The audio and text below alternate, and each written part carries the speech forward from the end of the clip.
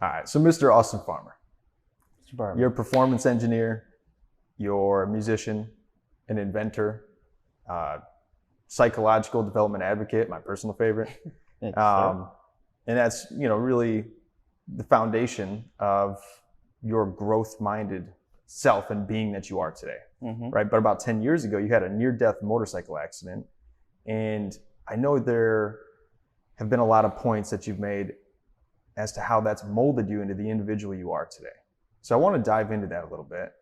Okay. But start me fresh here. What's the first thing you remembered? From the motorcycle accident.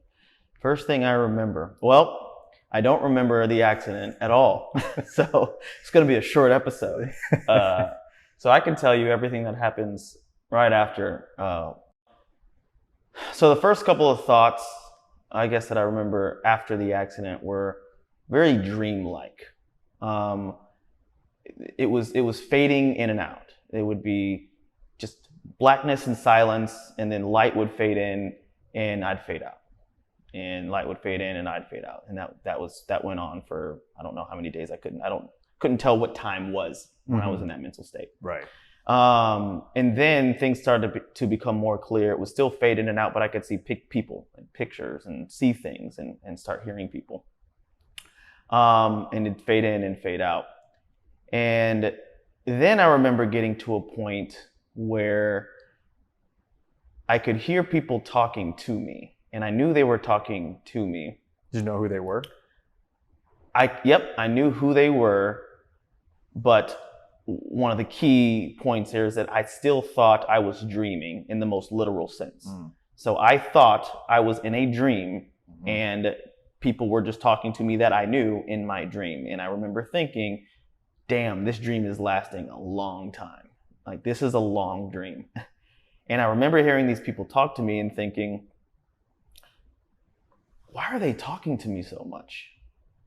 Like, it's someone talking to me that isn't waiting for me to respond. They're just talking to me and talking and talking. I remember thinking, this person's been talking forever.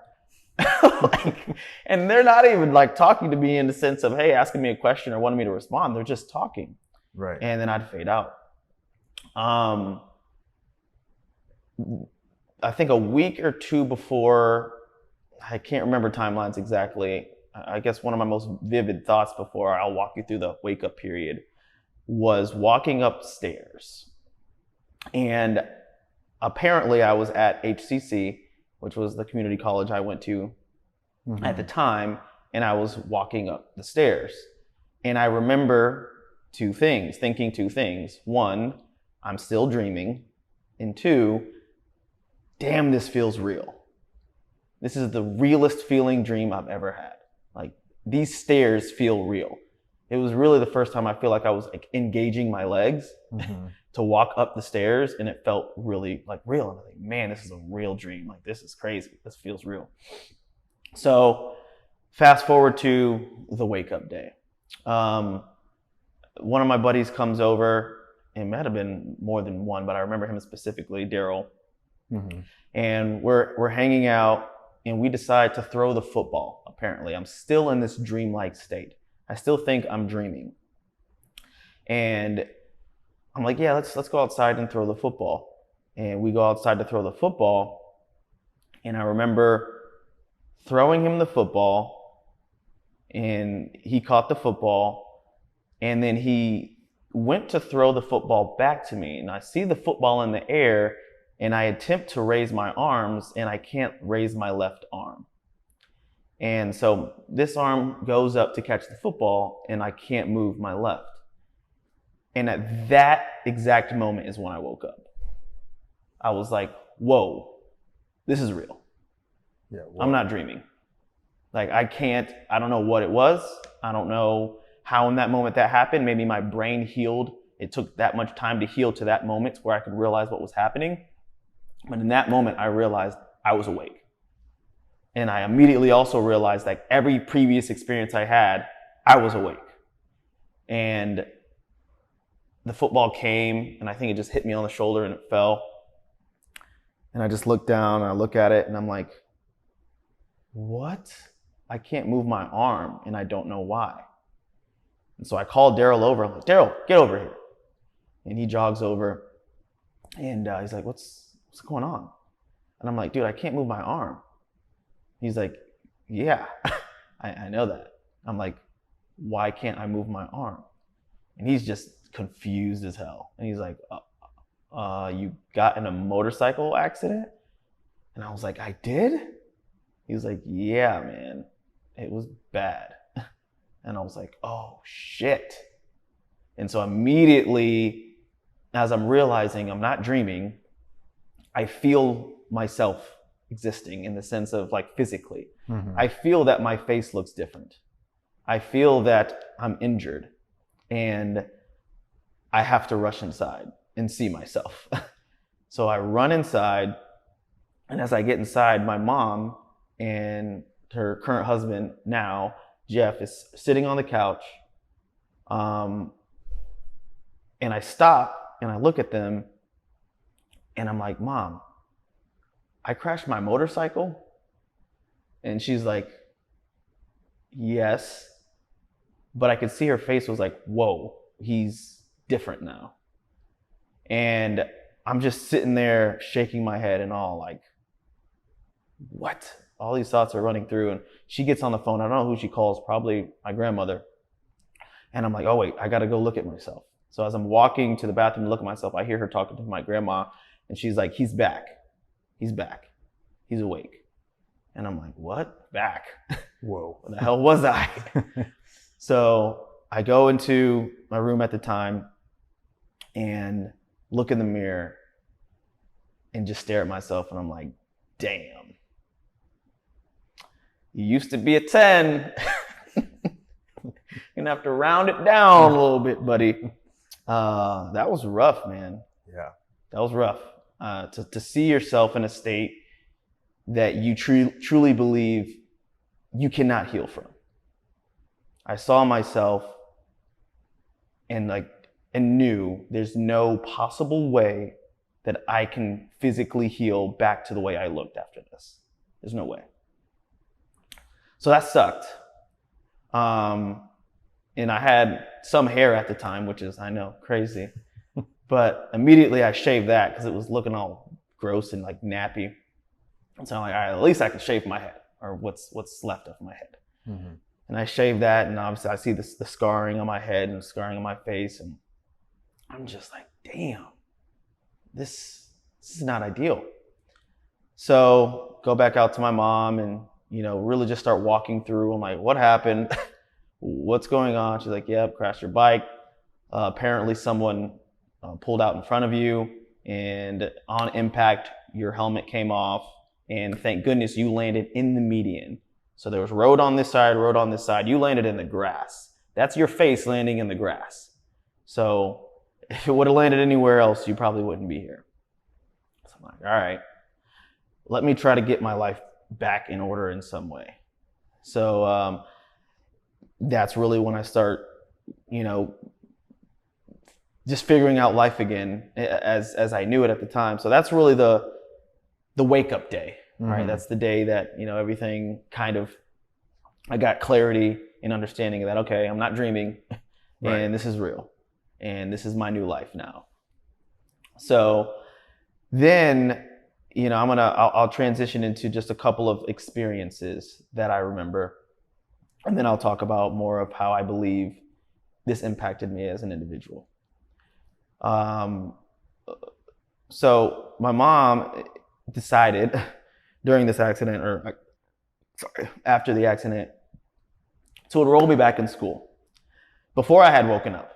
I hadn't woken up yet. There's still disagreements on this timeline here with my family, but we're not going to get into that right now. So before I had realized that I was awake, I was in school. And she had made that choice and saying, hey, I don't want him to miss a semester because, once you stop going to school, you don't finish. So she's like, he's going to go to school. So I had been going to school.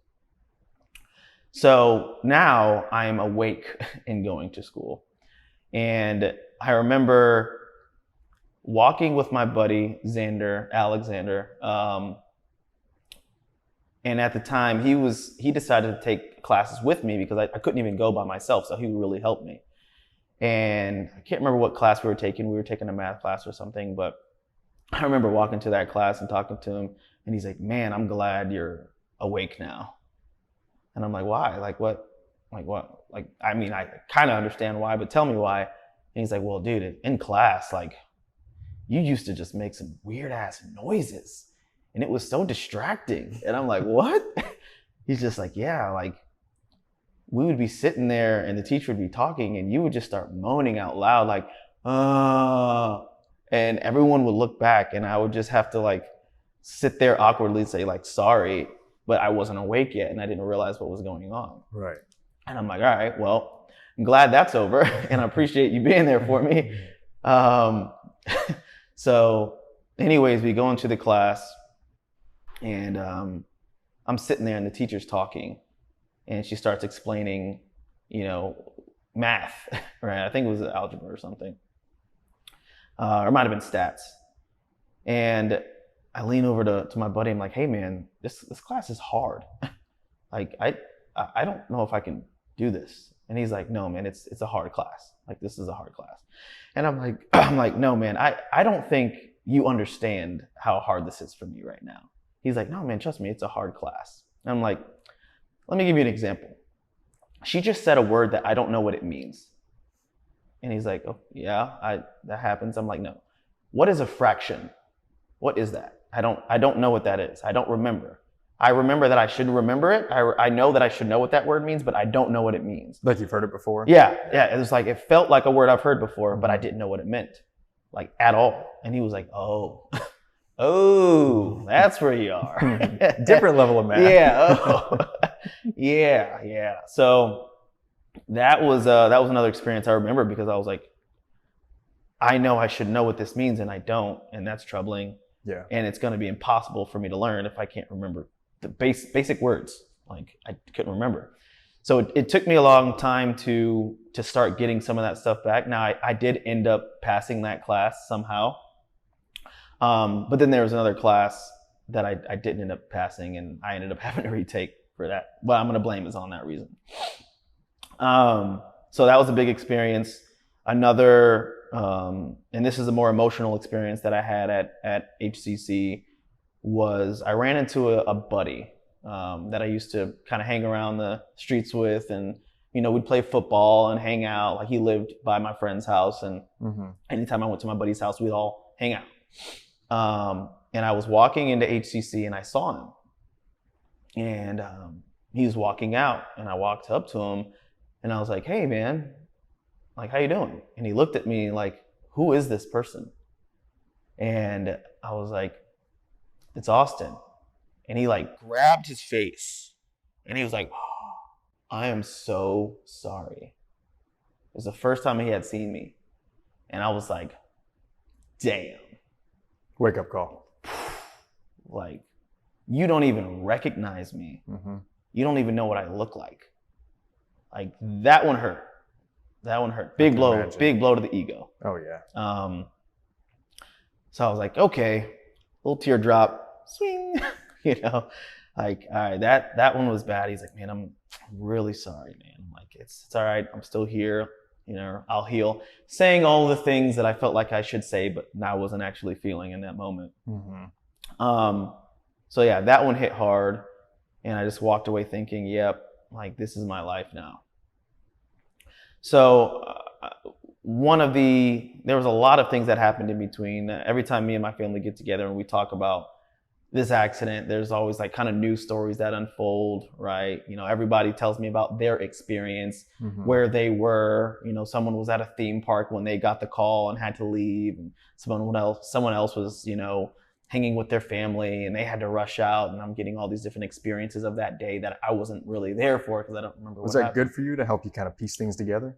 Yeah, it really helped. I like being able to try to see like what happened that day, and where was I and where were people, and it's great to hear people care about you. And people showed up to the hospital, and some people that I didn't even think would. Like, wow, that person showed up, like, yeah, man, and they were all in, like, really, really caring. And I was like, wow, that's crazy. Great. You don't realize the people that you're connected with.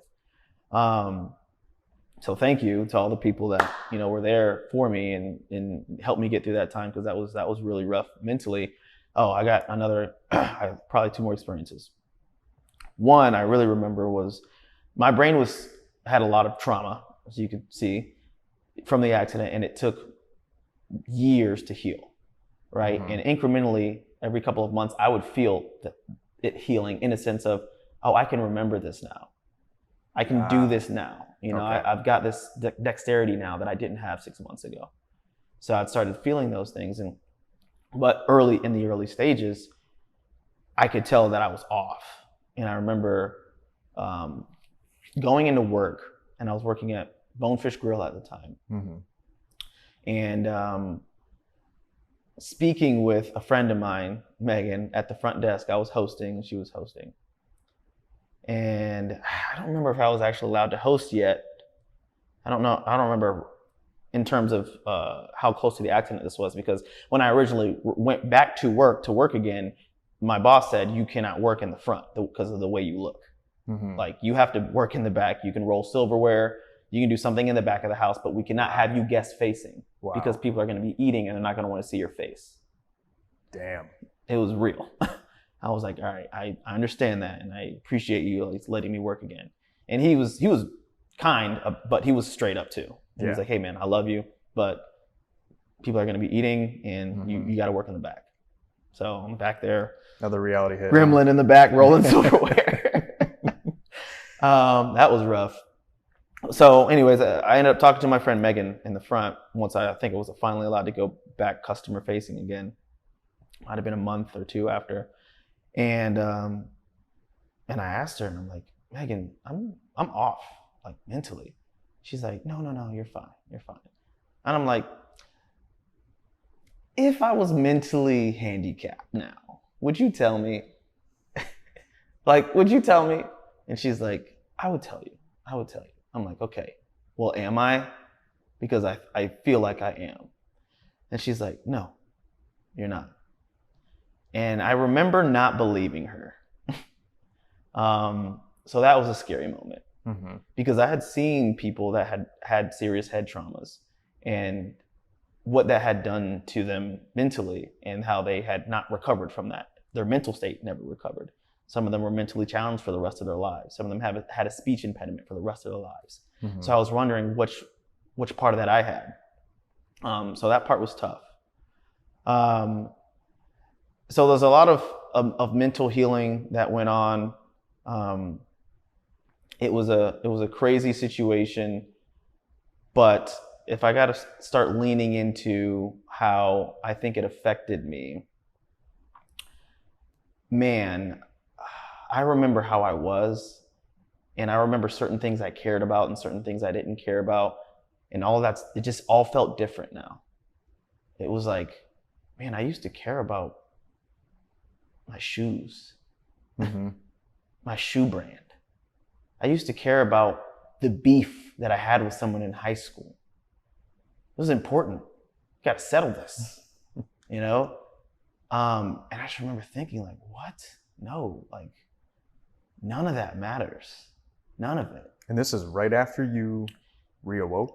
This is probably 3 months afterwards. Maybe 3 or 4 months afterwards. So fairly quick. Yeah. From the accident. Oh yeah. Fairly quick from the accident. Yeah. I remember sitting with my buddies within 2 months of the accident and having this type of conversation where we were talking about something. I was like, guys, none of this matters. And it was something that frivolous, you know, like, oh, what car are you gonna get? Blah blah. Mm-hmm. Like, none of this matters. Yeah. But I did get a nice car. But the 350Z, man, I loved it. I needed it. Yeah, I got a little influence. But yeah, man. So the mental transition for me and how I think a lot of that impacted me today. And keep in mind, I just told you like 1/1000th of the stories that really happened within all that, right? Oh, I'm sure. And all the different perspectives. And my perspective is probably the least important because I don't remember a lot of things, right? But it's the accident helped me realize that I'm here for a finite amount of time, and I got a chance that a lot of people don't get. A lot of people do not get. Going through less. Some people trip and fall, donezo. For real. And for me to be able to go through what I went through and still be here, I realized that I have to do something. I have to do something with my life. Something important. When was that decision? I don't know if I can put a specific date on that. I'd say within a year. Within a year. Which is pretty incredible. Yeah, within a year from the accident. I think once I realized that cognitively I had healed enough to think clearly.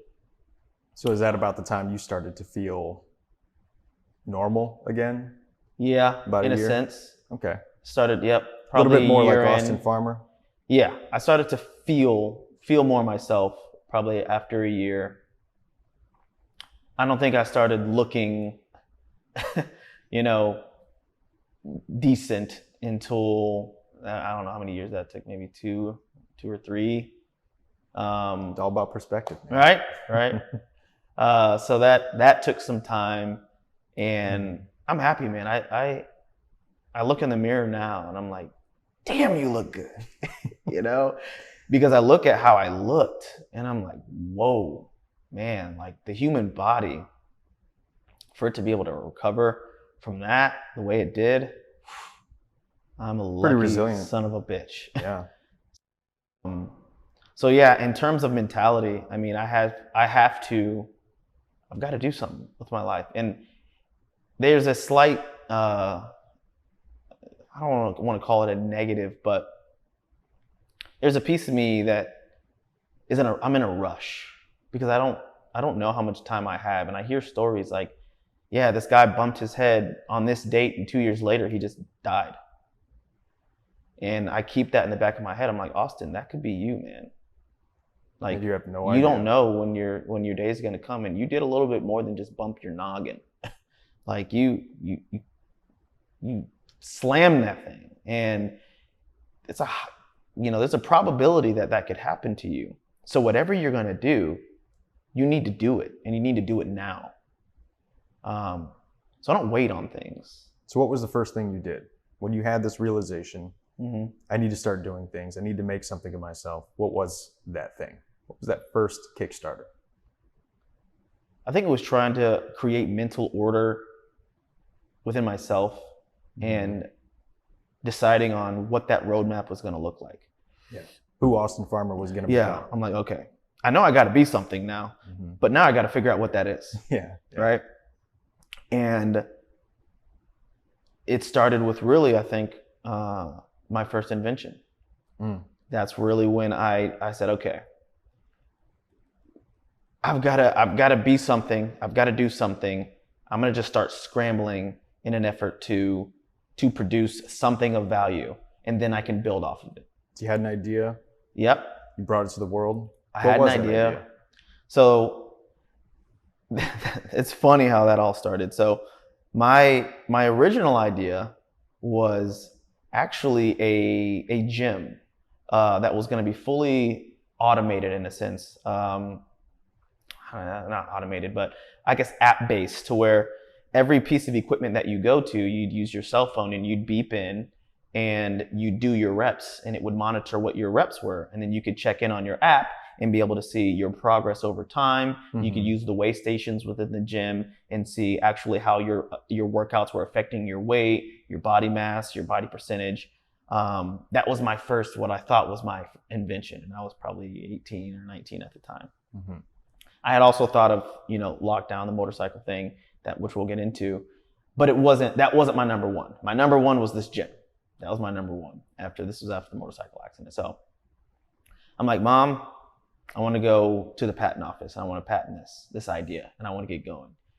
And she's like, okay, let's do it. So I'm glad I got that support, to have someone around you that doesn't say no to your ideas. Any idea any idea that you have, they figure out a way to, all right, let's make it happen. Yep, there's a possibility. Let's do it. Yep, let's go. So we figured out a way, and we went to the patent office, And I'm like, man, this is going to kill. This guy is going to be blown away, like socks blown off. And so I start going through the idea, hey, I got all these diagrams, right, that I drew up. I said how machines are going to look. You're the same way, because I've seen a bunch of your diagrams. 48 pages, and they all have something different to the same idea. So I've got all these things drawn up. These are how the machines are going to work. This is the placement. This is how I think the gym should really be laid out to maximize efficiency. And I'm 18, 19 at the time, right? So I'm thinking this is pretty genius for my age. And so we get through that, and I get through my presentation. My mom's like bright-eyed, like, Austin, wow, like I didn't even know you kind of put this stuff together to this level. And then the patent guy's like, yeah, Austin, this is not patentable at all. And I'm like, oh, what? He's like, yeah, if we're gonna patent something, we have to patent like maybe the code that the software would run on, but it can't just be the idea of a gym. Like, do you have the code written for the software that's going to run this app? No. No, I don't have that. Yeah, well, that's what it takes to actually patent something. You can't just have an idea. It's got to be something tangible that we can patent. I didn't understand that at the time. So then I sink down, and I'm like, oh, this is, can it get any worse? I'm trying to fulfill my purpose here. Somebody help me out. So I'm sitting there all down, and my mom looks at me, and she can tell that I'm crushed. And she's like, Austin, it's okay. Like, we'll figure it out. Well, you got a lot of ideas. I had a little idea binder. And she's like, what about that motorcycle idea you had? And I'm like, no, Ma, this was it. This was it. And she's like, no, you had this motorcycle idea, for a motorcycle lock. What was that? And I'm like, all right, well, it was a motorcycle locking mechanism that's designed for a parking lot. So a motorcyclist like my old self could pull up to it and lock their motorcycle in place and not have to worry about it getting stolen, because motorcycles are stolen like crazy. It's an average of like one motorcycle stolen every hour or something like that. So it's different than a bike lock. 5 every hour. Yeah, 5 every hour. Different than like a chain or something that you'd put around. This is actually a device that's located where you're going, not something you carry with you. And so I told that to the patent attorney, and he was like, okay, keep going. So then I start to explain the mechanics of the idea, and he's like, Austin, this is patentable. This you can actually patent. And at the time, I thought patenting something was the key to success, as an inventor. Now I know differently. But it was all growth, and I needed to go through that. So I said, okay. He's like, you need to go home and you need to draw this up, just like you did with the gym. I need you to draw the inside of this mechanism. How does it work? How does it operate? And then bring it back to me. I said, okay. So it took me about a month and a half, and I drew everything up. And I'm no mechanical engineer. I don't know what I'm doing, but I'm using logic to say, all right, well, the average motorcycle height is this height, right? I got to go online and do that research. And so the device is probably going to have to be this tall, and I'm going to need it to swing this many degrees. And for it to do that, it's going to have a mechanism or gear inside of it that actually turns that. And this is probably what a gear looks like. And I drew that entire thing up. So I take it back to the patent attorney, and I'm like, here you go. And he's like looking through the papers, and he's like, oh, you did all this by hand? I'm like, yep. Wow. All right. Yep. We can patent this. And I'm like, yes, millionaire. I knew it. So then when I start down that journey, I don't know how far down that journey you want to go right now, but that was the first step to me kind of creating what my first invention was going to be. So that literal impact of the accident merged me into that, or really kind of pushed me into what my first invention was going to be, and really what the mentality was of fighting for growth, not just waiting for it, not having to be forced upon me, where maybe typically before the accident, that's how I may have grown the most, or how most people may grow the most, is you let the universe force you to grow, right? It's something breaks down on your car and you fix it, not you went and worked harder and got a new car. All right, maybe that wasn't a great example, but No, I get it. a lot of the times we wait to be pushed into something, and then we grow. Yeah. And we're glad we had the growth, but we didn't choose it. 100%. After the accident, I realized really like, all right, I have to choose it from now on. Like I've got to make things happen on my own without the universe having to force me into something. So is it safe to say that it was a grow or die situation for you mentally? Oh yeah. Not was, is. Is. Right now. Love it. I still feel that way. Love it. Every day I go to work. Every day I'm working on bricks, on what we're doing here. I gotta grow, and I have to manifest my value as fast as I possibly can, or else why am I here? What am I doing here? You know, that's where I'm at. Is that drastic? Is it a little intense? Maybe. But it's where my head is. And I'm hoping that I'm creating positive vibe and positive energy and positive impact and influence to myself and the world around me with it, as opposed to the opposite. So, speaking as someone who's been by your side for the last nearly 5 years, I would say there's been a lot of growth with a lot of positivity, a lot of positive results and impact on not just yourself, but everyone around you. So, well, that's what I'm attempting. So, right. Here we are. Yeah. You know? So what do you think, leading up to now, what do you think are some of your cognitive strengths that really led from, a motorcycle accident or something big like that into, really defining, what are the key pieces that make me this great individual or the great individual I will become? So you want to hear it in the sense of from the motorcycle accident, like what I deemed from that, or what I believe came from that. Yeah, drawing the contrast out of really not knowing who you are, right? After the motorcycle accident, you didn't feel yourself. You even said, shoes don't matter anymore. Materialistic things don't matter. It's all about what's next. Who can Austin Farmer become? So from the accident, what were the cognitive pieces that you consciously tried to build over the last 10 years, right? 10-year anniversary recently. Yeah. I think it was trying to understand the depth in things and in my actions and in my thoughts and on the deepest levels, like the deepest whys, and understanding like, why am I doing this? Yeah, know your why. Yeah. Right? Like it's that simple, but it's that complex. Yeah. Yeah. It sounds simple to say, oh, just know why you're doing it. But as you start digging, it's like, oh, well, this rabbit hole leads to other rabbit holes. So I've been dedicated to digging throughout those rabbit holes and figuring out, all right, well, where's the core here? Why am I doing this? Why do I want a nice car? Why do I want a flashy watch or flashy, this or that? And a lot of times when I dug down to the center, it wasn't based on anything of value. It was like, oh, I want that because I think everybody will think I'm cool if I have that. Nope. Nope. Not valuable. Nope. Not valuable. Now, if I dug down to something and realized that, man, this thing really genuinely makes me happy. 350Z. Got it. Got it. It wasn't about how I looked or, the appearance, and that those things come with it probably at the time, at that age. But I was like, man, I feel really good, and I need to feel really good right now, So that was big. I'd say emotionally, another big piece from the accident was I guess more of a relationship. So at the time of the accident, me and my ex-girlfriend at the time, I think we had just like broken up, or like it was, I think, finally breaking up. I think there were multiple breakups, and that was like the last breakup.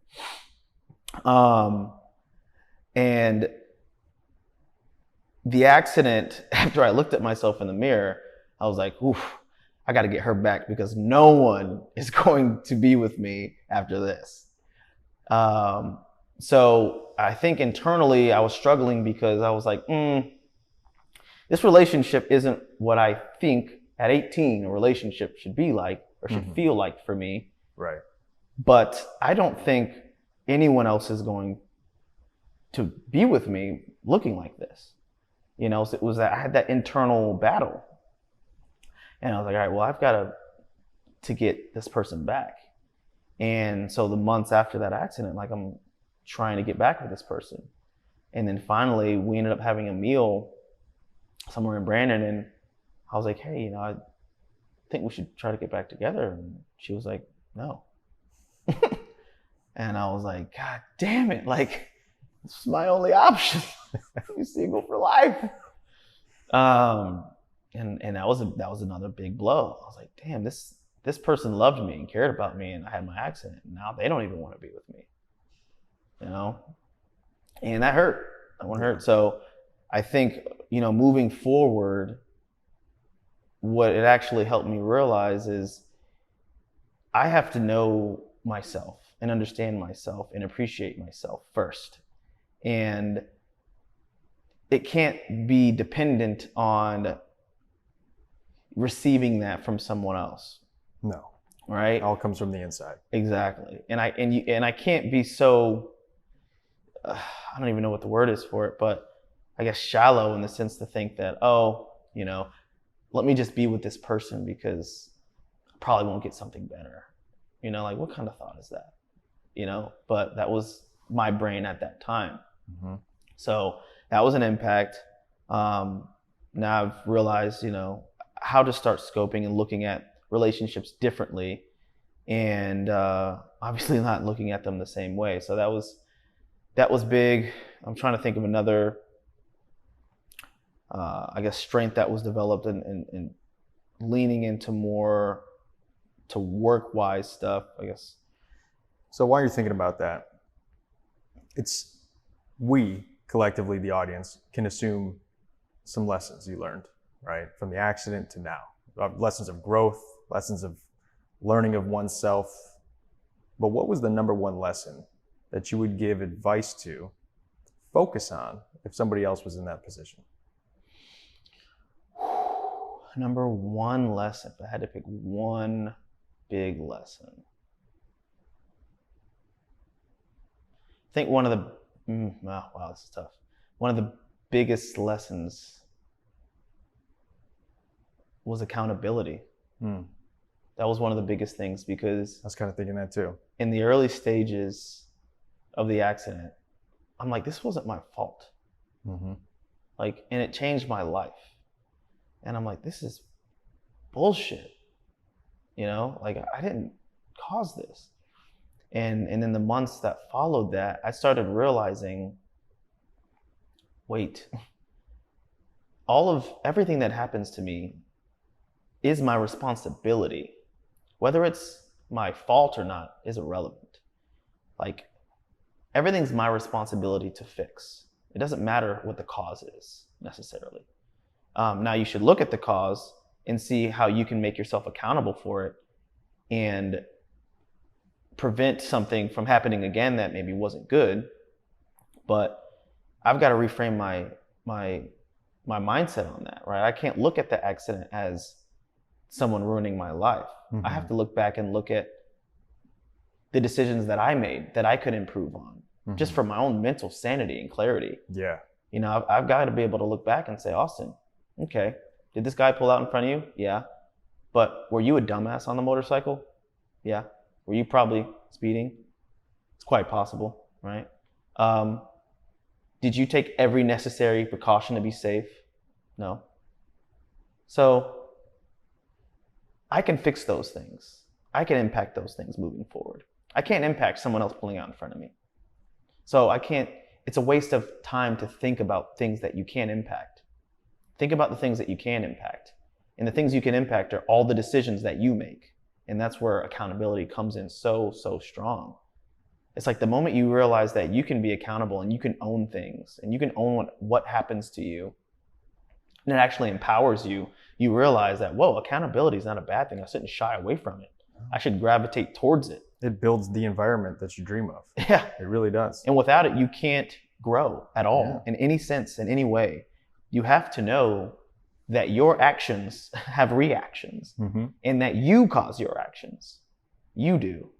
And that you can also change those actions and produce different outcomes. And it doesn't matter what anybody else is doing. It's your job to react to it in the way that best benefits you. So don't look at, oh, so-and-so did this to me. It's like, no, you probably put yourself in a situation that allowed that to happen, that allowed them to do that to you. Exactly. So analyze that situation that you put yourself in. What could you do moving forward to make sure that doesn't happen? And then now that we're in this new situation, what can you do now to get to a better situation? That's all that matters. 110%. So yeah, that, I kind of. So it's a little bit of a rant. Yeah.